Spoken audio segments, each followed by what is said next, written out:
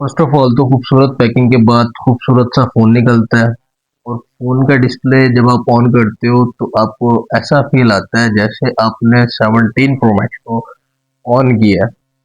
बहुत बहुत ही खूबसूरत मोबाइल के अंदर इन्होंने डिस्प्ले डाला है। फिर इसकी अगर रैम, जिस इस फ़ोन के अंदर वो स्पेसिफिकेशन है जिस फ़ोन में होनी भी चाहिए थी, इस रेंज के फ़ोन में स्पेसिफिकेशंस होनी चाहिए।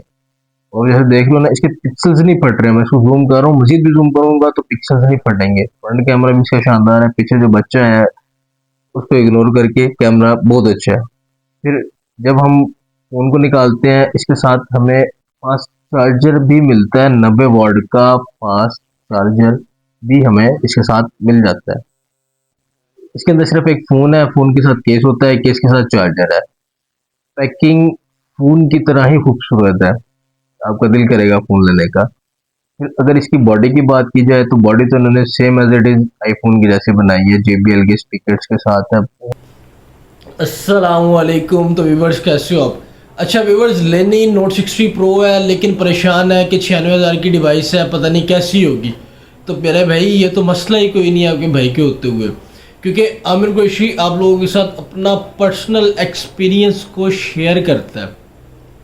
अच्छा, सबसे पहले तो नोट 60 की बात की जाए ना, तो नोट 60 इंतहा का खूबसूरत फ़ोन है, बहुत ही खूबसूरत फ़ोन है और बहुत ही अच्छी स्पेसिफिकेशन में मार्केट में लॉन्च हुआ है। अगर इसकी लॉन्चिंग डेट की बात की जाए तो ये 18 फ़रवरी 2026 को पाकिस्तानी मार्केट में 8 GB RAM 256 GB memory storage के साथ पाकिस्तानी मार्केट में लॉन्च हुआ है। कॉपी तो इन्होंने फुल आईफोन वाली की है कि आईफोन 17 प्रो मैक्स इसको बना दें। बॉडी भी इन्होंने एल्यूमिनियम में डाली है। इसका जो फ्रंट वो तो गिलास है जो सबका नॉर्मल फ़ोन्स का होता है। इसका जो रिंग है, कड़ा, वो भी इन्होंने एल्यूमिनियम में किया है और इवन तक इसकी जो बैक है ना, वो भी एल्यूमिनियम फ्रेम में की है ताकि आईफोन वाला पूरा शशका आ सके। इवन के अगर आप इसको ऑन करते हो ना और आप जब इसका डिस्प्ले फर्स्ट टाइम देखते हो तो आपको ऐसा ही लगता है कि जैसे आपने 17 प्रो मैक्स को ऑन किया है। बॉडी बहुत खूबसूरत है, लुक बहुत खूबसूरत है। गोरिल्ला ग्लास i7 के साथ ये पाकिस्तानी मार्केट में लॉन्च हुआ है कि अगर आप फेंक भी दो फ़ोन को तो इसके टच को टूटने की टेंशन नहीं है। अच्छा, उसके साथ साथ अगर इसकी बात की जाए बैटरी की, तो भाईजान एक दफ़ा चार्ज करना और आपने भूल जाना है कि आपने अपने फ़ोन को चार्ज भी करना है, क्योंकि इसकी तो बैटरी ही 6500 mAh की है।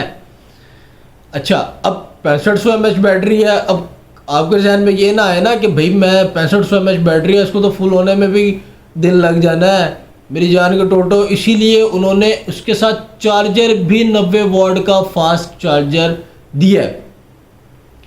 इनकी जो सबसे अच्छी बात मुझे लगी है ना, वो सबसे अच्छी बात ये लगी है कि इन्होंने जो अपने फ़ोन को 5G बनाया है ना, आय हाय हाय मज़ा आ गया।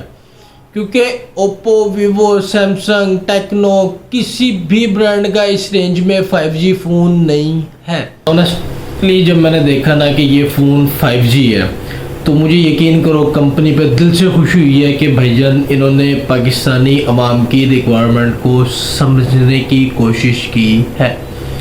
क्योंकि देखो, मैं ये नहीं कहता कि कंपनी बिज़नेस ना करे, सारी कंपनी पाकिस्तान से बिज़नेस करती है और अच्छा बिज़नेस करती है। लेकिन मैं चाहता हूँ कि यार अगर हमारी अवाम या हमारे लोग 96,000, 95,000, लाख रुपए जैसी एक हैंडसम अमाउंट कंपनी को दे रहे हैं और उनकी रिक्वायरमेंट भी कंपनी पूरी ना कर पा रही हो, तो मेरा नहीं ख्याल है कि इनके फ़ोन परचेज करने का फ़ायदा होगा। अच्छा, एक तो जैसे पाकिस्तान में 5G लॉन्च हो गया है, शुक्र है इन्होंने भी गलत खा के इस रेंज में 5G फ़ोन निकाला है, क्योंकि इस रेंज में किसी और ब्रांड का 5G में फ़ोन नहीं है। फिर सबसे बड़ी बात, इन्होंने अपने फ़ोन का जो डिस्प्ले है ना वो एमुलेट रखा है। एमुलेट में फ़र्क तो जो मेरी पहली वीडियो है उसमें मैंने आप सबको बता चुका हूँ कि एमुलेट का, LCD का, IPS का फ़र्क क्या होता है। फिर 96,000 में भर के आपने फिंगर भी डिस्प्ले में लगाना है, यानी कि आपने थंब रखना है। आए आए आए आए पैसे पूरे हो जाते हैं कि आपका फ़ोन पड़ा हुआ है और आप इन डिस्प्ले फिंगर लगा रहे हो ना, तो जैसे कहते नहीं है बाबा जी चस आ गई वैसे इस फ़ोन की चस आ जाती है। फिर उसके बाद इनका पैनल अमोल्ड के साथ साथ 144 हर्ट्ज के रिफ्रेश रेट के साथ पाकिस्तानी मार्केट में लॉन्च हुआ है, यानी कि फ़ोन स्लो नहीं होगा, फ़ोन फास्ट होगा। एक तो इसका डिस्प्ले जो साइज़ है वो 6.78 इंचज़ है, एवरेज साइज़ है, अच्छा साइज़ है, ना ज़्यादा बड़ा है ना ज़्यादा छोटा है, कंपेटिबल है। फिर इसकी अगर स्क्रीन की रेजोल्यूशंस की बात की जाए तो इसकी स्क्रीन की जो रेजोल्यूशन है ना वो 1208 से लेकर 2644 की स्क्रीन रेजोल्यूशन भी हमें मिल जाती है। ये सब भी ठीक है। फिर अगर इसके डिस्प्ले की ब्राइट की बात की जाए तो 700 नट्स का इसकी डिस्प्ले की ब्राइटनेस है। अच्छा, ये सब बातें तो ठीक होगी, एल्यूमिनियम फ्रेम, खूबसूरत फ़ोन, प्रोसेसर। अब मेन बात है इसके प्रोसेसर की कि इसका प्रोसेसर कैसा है। इसके अंदर प्रोसेसर लगा हुआ है 7S Gen 4 प्रोसेसर लगा हुआ है, यानी कि फ़ोन आपका हैंग स्लो नहीं होगा। अब एक बंदा 96,000 रुपये भर के किसी, देखो ना, आप एक हैंडसम अमाउंट भर रहे हो और आपको अपने फ़ोन की नीड है, लेकिन जैसे फॉर एग्जांपल आप किसी ऐसी जगह पे बैठे हो जिधर आपने अपने फ़ोन में कोई बैंक ट्रांसफ़र करना है कि किसी भी किस्म की आपको अपने फ़ोन की नीड पड़ती है, लेकिन आपका फ़ोन हैंग हुआ हो या स्लो हुआ हो, उधर इस फ़ोन की इतनी अमाउंट भरने का फ़ायदा नहीं है। प्रोसेसर अच्छा लगा हुआ है, 7 Gen S4 प्रोसेसर लगा हुआ है।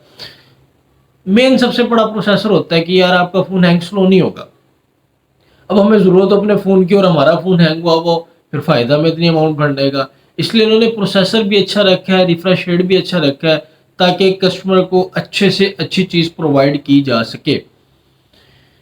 फिर इसमें साउंड भी इन्होंने JBL के रखे हैं स्टीरियो साउंड के साथ, यानी कि अगर आप कोई मूवी देख रहे हो या कोई वीडियो देख रहे हो तो आपको साउंड क्वालिटी भी मज़ा करवाएगी।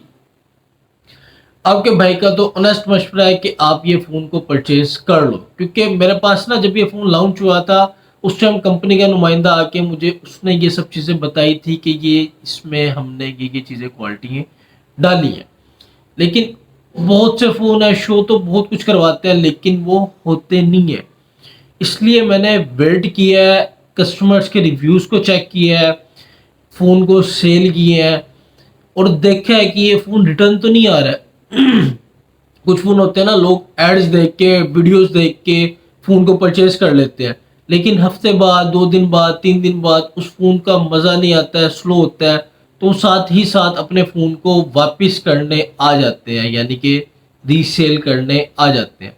जब मेरे पास कोई बंदा इसको वापस करने नहीं आया है और जिन जिन बंदों को, जिस भी बंदे को मैंने ये फ़ोन सेल किया है, मैंने उसको बाकायदा तौर पे कॉल किया है, जो भी मेरे रेफरेंस में थे, और उनसे इसका रिव्यू लिया है कि भाई ये फ़ोन कैसा है, क्योंकि मैंने अपने व्यूवर्स को सच्ची और खरी बात करनी है, क्योंकि मेरा इन कंपनियों से कोई लिंक नहीं है, ना मैं जो वीडियो बना रहा हूँ ये किसी, सिर्फ और सिर्फ ये एक पर्पज़ के लिए बना रहा हूँ कि मैं आपके पैसे वेस्ट नहीं करना चाहता। मुझे दिल से दुख होता है जब कोई भी बंदा फ़ोन परचेज करके ले जाता है और वो उसकी रिक्वायरमेंट को पूरी नहीं करता है और वो साथ ही नुकसान अपना जो करता है ना, उससे दुख होता है। तो इसी को मद्देनज़र रखते हुए मैं वीडियो बनाता हूँ। मैंने आज तक कभी नहीं कहा कि सब्सक्राइब करो या लाइक करो या शेयर करो, ना मुझे नीड है। मैं सिर्फ अपना एक ऑनेस्ट रिव्यू आपके सामने पेश करता हूँ। तो अगर आप इसको सब्सक्राइब करके देखोगे तो आपका फ़ायदा है, नहीं तो आपके भाई को तो इस चैनल की वैसे भी नीड नहीं है। ये तो सिर्फ आपकी मोहब्बत में और खुलूस के अंदर ऐसी वीडियोस मैं बनाता